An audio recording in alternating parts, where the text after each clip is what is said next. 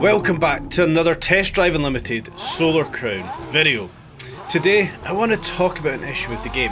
Now, I know there's a lot of negativity out about Test Drive Unlimited Solar Crown, and I've largely tried to stay away from the negativity. Yes, previously I have put a couple of videos talking about some slight updates, some changes that may need to be made to the game, but this one here today is a fundamental issue with Test Drive Unlimited Solar Crown. Now, of course, when all of the releases came out about TDUSC, that we were told that this was a 100% online game. There's no single player, there's no offline mode. Whilst there's a lot to do around the game, like you can see, doing the collectibles, the daily tasks and such, with this being a 100% online game, the issue is we cannot actually play this game effectively online. Now, we can't realistically do match races, we can't do the ranked races, and I would say 99% of the time when we go into any form of racing, we are racing against AI.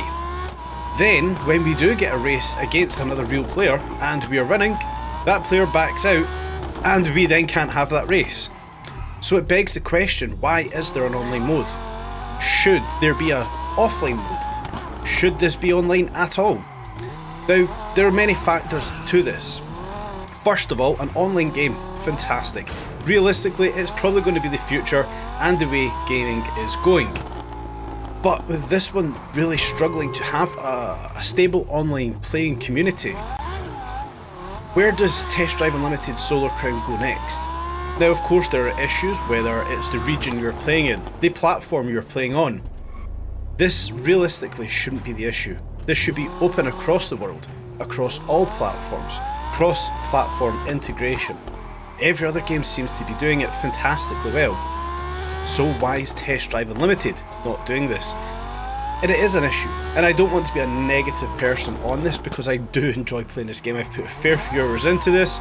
I've enjoyed the progression. I've enjoyed physically racing the cars with the different types of racing, whether it's the daily drivers, the cross-country, the grand touring, sports car, the super sports and the hypercars, which I've yet to unlock.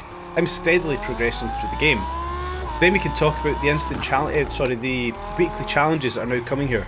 The 2CV racing and the pre-67 car racing. I love it. I think it's a fantastic addition to the game. But that can't be all we have. The focus of this game was to be an online game.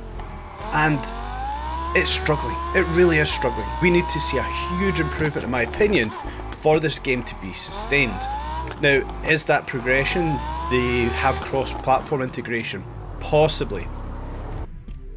There's a lot still to be done here. And like we can see, when we start to move into some of the ranked racing, that was going to be the focus for today's video. We can sit in these ranked racing lobbies and we don't get matches. We can see this one in particular, a G-Class, so a Grand Tourer in the Bentley here, trying to get a ranked race here. And I sat in this lobby for over 15 minutes and never got a ranked race. And this isn't the only lobby I did sit in. I move over to the next ranked race in the GT Continental, and I once again had no match races. And like we can see here, when we go over to Steam, 479 players playing this game right now. Not a lot of players, and the peak of a game that has only been out for 1 month is 5,300 players on Steam. That there is not sustainable going forward. A game that's only 1 month old has 5,300 players online. And it's not just on certain ranked races, 2 different G-Class races there, a cross-country race. Once again, I sat in these lobbies for 10 to 15 minutes with no matches. Move over to a supercar race, once again, 10 to 15 minutes with no matches. This is not a sustainable model going forward. Yes, there are parts of this game that are getting right. Like we can see here, with the introduction of hotheads, it brings the ability to play online against other people back into the picture, where you're not directly against them on track. You just set your time and wait to see where you do end up. So we will take a little stretch out here in the Huracan with the ranked race, technical ranked race, the hothead race essentially here. And what we can do is set a time. And yes, we are technically racing up against other ranked players, but not on track. And I do feel that this is going to be a big issue going forward. So what is the solution? is the solution to open it up to be cross-platform. I do think that would benefit this one. Should it be opened up to be cross-country, so cross-region, whether it's Europe, America, Asia, wherever it may be, they need to open up the doors to something to give this game some life. Otherwise, I do fear the worst for the online side of things. Not for the game itself, I want to be abundantly clear. I think this game has got a fantastic model, it just needs some tweaking. Whether it's opening up the cross-platform, whether it's opening up the regions, whatever it may be, something needs to be done. Now personally, I've not had the same experience on Xbox, I've not had the same experience on the PlayStation. I don't play this game on either. But on Steam itself, with just 500 odd players playing on PC in the European region, it is not sustainable going forward, and I do fear the worst for the online the online area of this game. The physical game itself, thoroughly enjoying it. Yes, we know there's some issues, yes we know there's tweaks that need to be made, but not everything's going to be perfect straight out the box. We are only a month from release date. Hopefully in time we can see this one really progress going forward, and we can really see this being the game that I believe it has the potential and what Nacon and KT set out to have. A top tier racing game.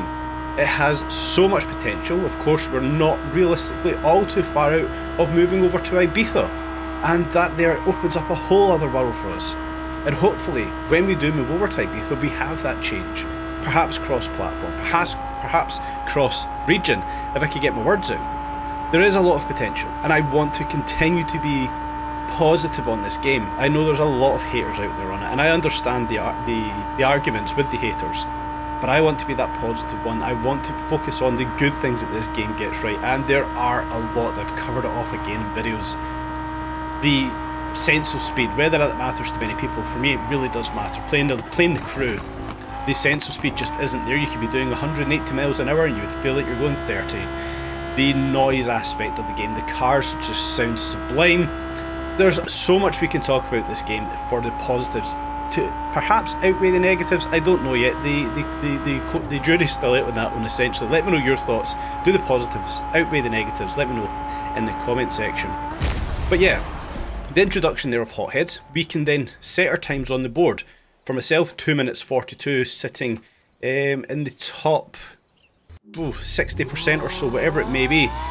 I do think there is potential going forward. We just need some tweaks, some changes to really make Test Drive Unlimited Solar Crown as good as it can be. Now, like I mentioned earlier, the introduction of the 2CV race series I think is a master stroke. Jumping into cars we'd never normally race, but then realising that they're absolutely fantastic to drive, and I don't say that light-hearted. I've had so much fun racing the 2CV. We then move into Space Week. Once again, phenomenal fun racing. Yeah, of course, if you didn't check out the video, go watch it after this one. I'll leave it linked at the end of the video, of today's video. But jumping into the Jaguar E-Type, fantastic fun doing that. Then we of course had the little hidden gem of the 2CV and how fantastic that is off-roading. There is so much this game has got right. Does it outweigh the negatives? I don't know. Personally, I'm still having fun. I do just want to see these changes. But guys, let me know your thoughts, your opinions on today's video and everything I've kind of covered off. Do you feel the same? Let me know in the comment section down below. Before you do leave out today, please do hit the like button, subscribe and tap on the bell. I want to hit my goal, 1,000 subs on YouTube. I can only do that with your guys' help, so please do that before you check out today. I hope you've enjoyed today's video.